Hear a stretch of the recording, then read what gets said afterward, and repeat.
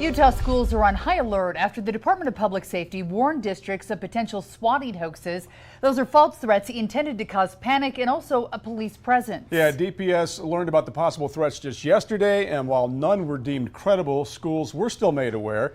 Ariel Harrison is at the State Board of Education that did help notify the districts today.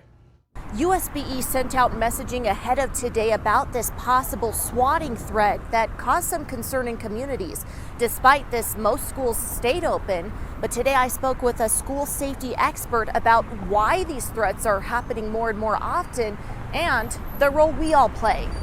Veteran school security expert Dr. Ken Trump commends Utah leaders for catching the potential hoax and effectively alerting schools statewide. At least they've had something in their hand earlier from law enforcement saying, heads up, this is something that may hit our area. This is an alert that DPS sent out explaining the threat, saying an extremist group could possibly target schools today, with a caller alleging through a phone call that students were being held at gunpoint in the bathrooms. Did you guys receive any reports of phone calls to the schools? We didn't receive any reports of specific threats to any schools. Alpine School District spokesman Rich Stoll said their buildings remained open today with messaging about the potential threats coming from school principals. Why not message it out just district-wide? Why leave it up to the schools?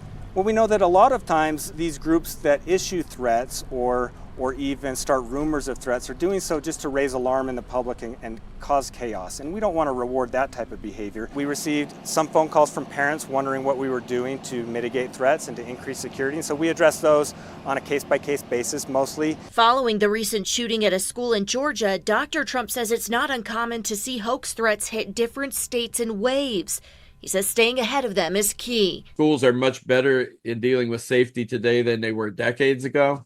By having your public safety officials alert your school leaders ahead of time, that can help save overreaction.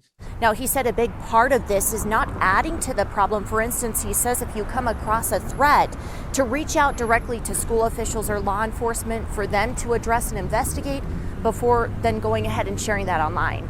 Reporting from the State Board of Ed, Ariel Harrison, KUTV 2 News.